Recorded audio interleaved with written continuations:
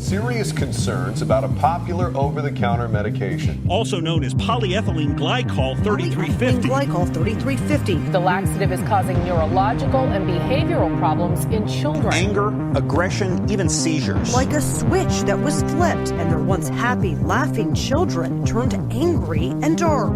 Paranoia, mood swings, aggression, rage. He couldn't sleep. He was having night terrors. It was horrifying.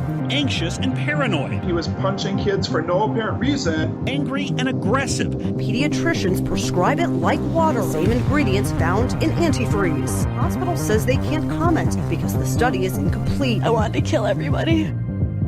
This was a drug-induced toxic psychosis. I think they're poisoning our children. Please call 911. Where's your emergency? I shot my father. Is he breathing? No, he's dead. I shot him twice in the chest. This is Poison. I'm your host, Wilfredo Manzano.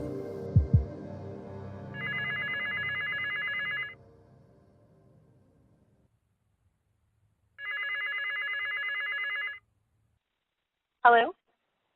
Hi, is this April? Hi, Will. Yes, this is. How are you? We spoke with April about her battle with her son and the struggles her family has had to go through. And it's sad. It's not easy to hear how much she went through for such a long time when maybe it could have all been avoided. My son's name is Robert. We started giving him Miralax when he was about 3 years old. We moved from Florida to California, and I just noticed an overall change with the move. So he started to become constipated more so. He was more constipated from birth. He was a premature baby, but we started to see a change once we moved. And he was 3. The doctors, we went in, they said, oh, here, let's try Miralax, see if this helps. Started him on Miralax. At first it was a capsule, 1 capsule a day. And we started immediately seeing him. He was walking, talking, everything was fine. All of a sudden, we started to see where he was falling over a lot, like just standing and falling over, or when he was walking, he was bumping into things. We would also see like where he wasn't as social. He wasn't talking as much as normal, not smiling as much. You could see it in pictures that we had a happy baby and, toddler, and then you start seeing pictures where he's not looking at the camera, he's not smiling. We started to notice behavior changes, more tantruming, but, at 3, you expect that. You think, oh, it's, he's 3, he's tantruming, but it just kept getting worse as he got older. So I would say the Miralax wasn't working for him, so I kept bringing him back to the doctor, and they would say, okay, we're going to increase the dose. Then we kept increasing the dose to the point where we simply clean out of an entire bottle in one sitting.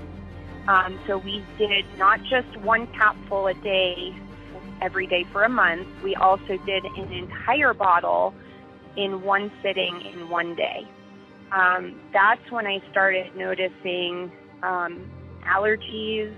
He was having food allergies to just everything around him, environmental mainly. We started noticing more tantruming, more behaviors. He started having behavioral problems to the point where he would poop a little bit in his pants. And so we're talking, this went on from at age 4 until he was about 7. At 7 years old, I said, you know what, I've not gotten a proper diagnosis. We don't know what's going on. He's still having these breakthrough accidents. He's still constipated. We don't know what's causing all of this. So I mentioned to the doctors that we were going to try taking him off of it, and we noticed that, so he was 7 at that point. We noticed at 7 years old, he was bedwetting at night as well this entire time, up until 7. Between 4 and 7, he was taking a daily capful? 1 daily capful and 1 entire bottle 1 time a month. As a clean out. As a clean out. With, and we would mix it with, Gatorade? Can't even think of it. Gatorade. Thank you. Yeah, Gatorade. So we'd mix it in Gatorade and give it to him every 15 minutes. We'd have to give him a certain amount every 15 minutes. But, I mean, the behaviors got to the point where he was harming himself and others. He would just break down in tears. He would scratch himself. He was hitting himself in the head. And at age 6, he was diagnosed with autism at age 6. By 7 years old, I took him off of Miralax, and we had withdrawals. He had actual withdrawals from Miralax. It was horrible.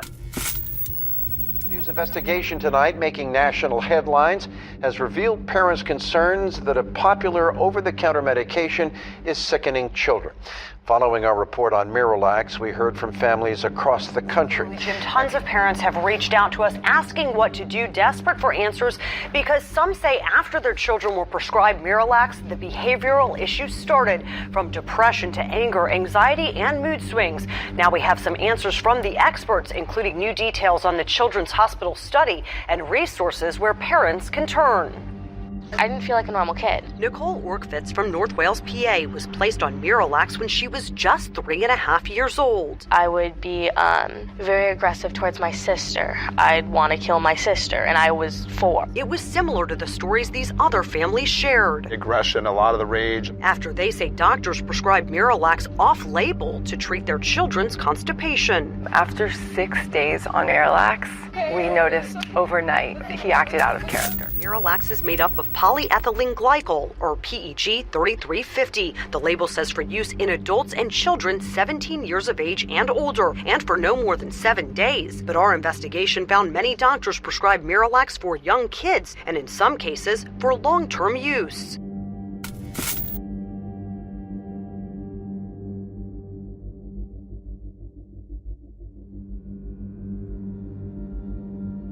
And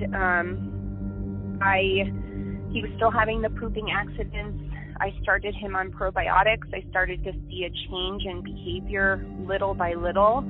But a year later, after taking him off Miralax, was when he started having, or actually right after we took him off Miralax, he started having seizures. And I took him to the doctor, to the neurologist. They did testing. They said, yes, we see something. We don't know what it is. Come back in a year. And I said, in a year? Well, he's having seizures now. And they said, well, we don't know what it is. Just come back in a year. Went back in a year, and his seizures got worse. There were a lot of things after getting off Miralax. We started to see really crazy behaviors, even worse than when he was on it, to the point where he was trying to basically kill himself. I took him to a psychologist, a psychiatrist. They've diagnosed him with depression, anxiety, those two things. And then with the seizures, he's been diagnosed now with epilepsy. So when we went back in a year after the original testing, they then told us, yes, we see what you're talking about, and you're right, he has epilepsy, and he still poops his pants. We're still not there yet with getting his bowels under control, and we're still not there with the bedwetting, so he is 9 years old and still wears a diaper at night. Wow. And we're still having behaviors, but they're more under control now because he's on anti-seizure medication, and then he's also on an antipsychotic medication. Is it pretty normal, or? Yeah, he's pretty normal now. I mean, it's taken a long time, but we still have so much to go through. He can't look you in the eye. He still feels he's depressed. He still has a lot of anxiety with going to school.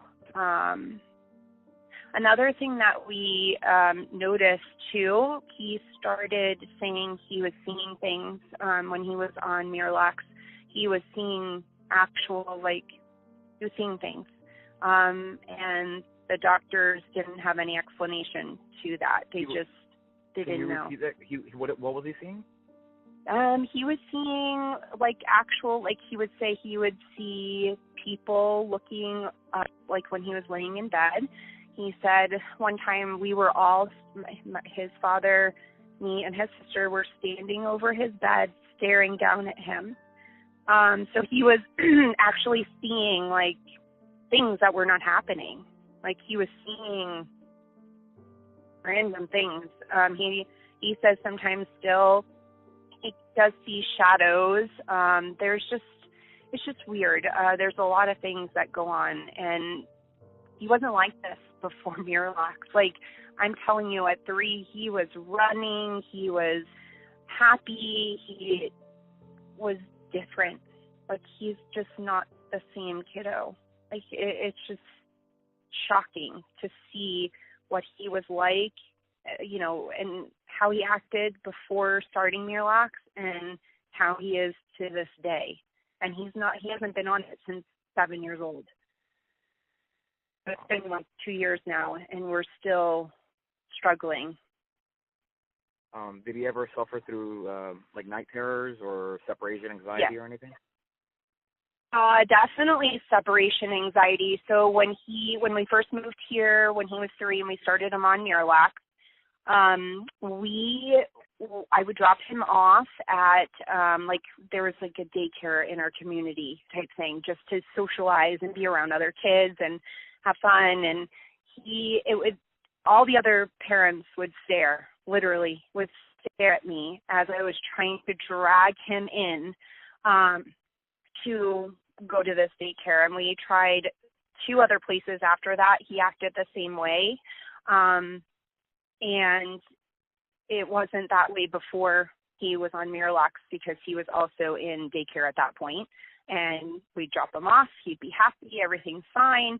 And then once he started on the Miralax, I would drop him off, and he would scream, cry, throw himself on the floor, just tantruming not to be without me. And that went on up until, I would say, even through kindergarten. He was still doing that through kindergarten. And then I would say it stopped in about middle of 1st grade.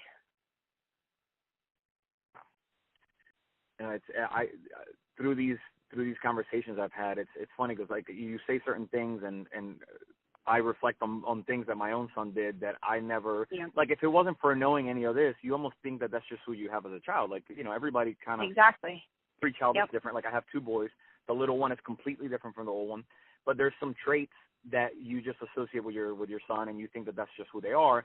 But then you start seeing all these common patterns, and you're like, well, hell, is this all related to that? I have another piece to this. So my daughter, who is now 6, we went to the doctor. She was having some constipation issues, and this is before I knew anything. They said, okay, let's put her on a week's worth of Miralax to see if it helps. I said, okay. She was at that point in preschool, and I started her on the Miralax. Instantly, separation anxiety. She wouldn't go into the school when prior to that dose of Miralax, fine. Everything was fine. Then her anxiety she started just out of the blue crying, just having these like meltdowns and freaking out. The school even said to me, April, is there something going on at home? Like, what is going on? All of a sudden, this child who is bright and bubbly and excited, and her personality is like unbelievable, huge personality. She changed within one dose of Miralax. Luckily, I only gave her 2, and after that, she's fine. But I noticed it instantaneously with my daughter. Immediately, Right, you knew what to look for, which I guess at that point I just knew, and I'm like, oh my gosh, this might be what it is. Like I'm piecing this all together, and I'm like, oh my goodness, is this is it? Maybe this is it, And that was my weakening point was, oh my gosh, I have to get him off of this. Like this isn't normal. Like what is going on here? So I mean, it was my weakening point when I gave my daughter was when I realized for my son, nope, this is it. This is what's going on. And then later on, I, did research and started finding other people that were having these same things happening. And I'm just like blown away. But for now, for parents like these, questions still remain. The rage lasted about 13 years. Like, it just stopped. Nicole, now 19, says while her memories are filled with pain, she hopes other families will think twice before giving their children Miralax. I don't feel like I got to live a normal childhood. Bayer, the manufacturer of Miralax, previously told us that there have been many clinical studies conducted with PEG 3350 in pediatric populations, which have demonstrated safety for short and long-term use in children.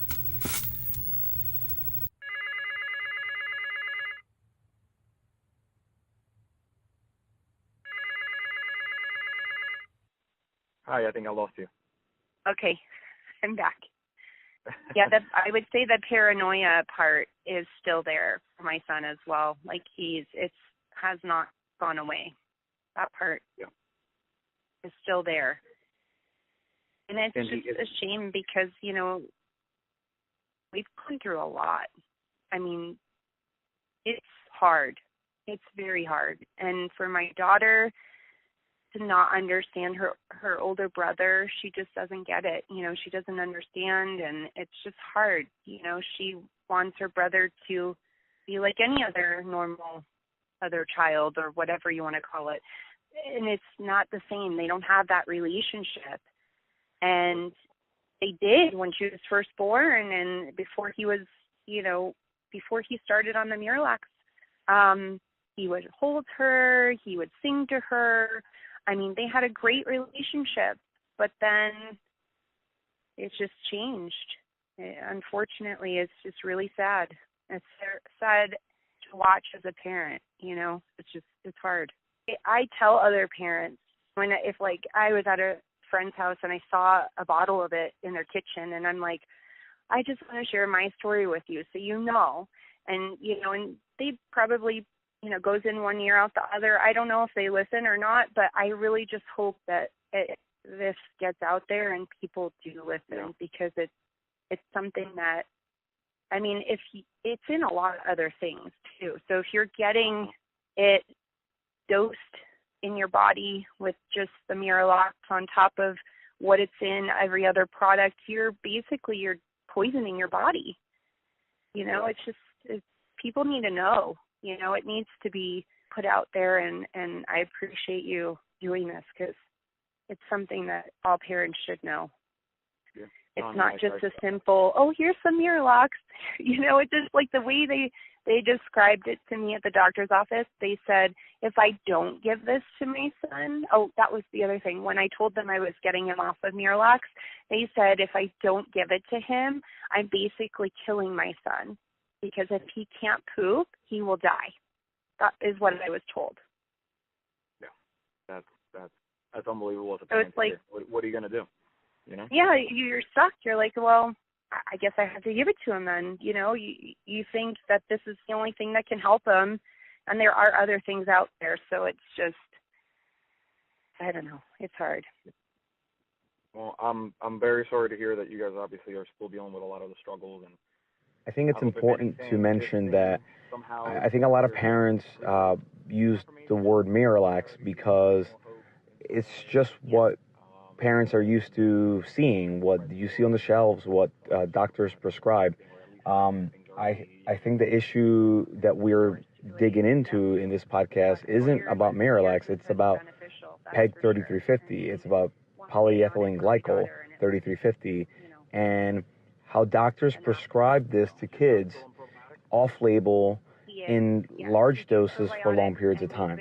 I think that is the problem. I think that is the issue, and I think that's what all the people on this podcast are trying to get across is this is being given under whatever brand, but it's being given, and we don't know. We as parents just assume the doctors know what they're prescribing, and we follow suit.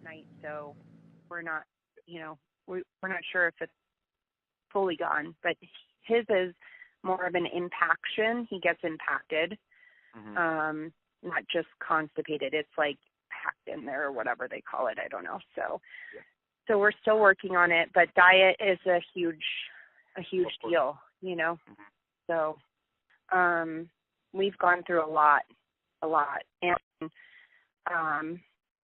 I don't know, I kind of hold myself responsible, even though I know that the doctor recommended it and prescribed it, but I should have known better. That's how I feel. Like, I should have known, like I just keep looking back and saying, why didn't I realize that then, and it's hard, as a parent to know now, like, what was causing the problems and what has caused his problems. And then, I just think I could have known. Why didn't I know, So it's just really, it's hard.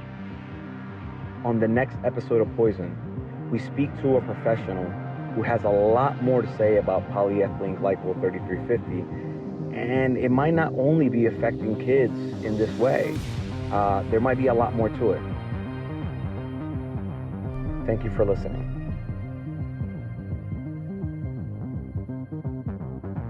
This episode of Poison was edited by Daniel McLennan and Wilfredo Manzano.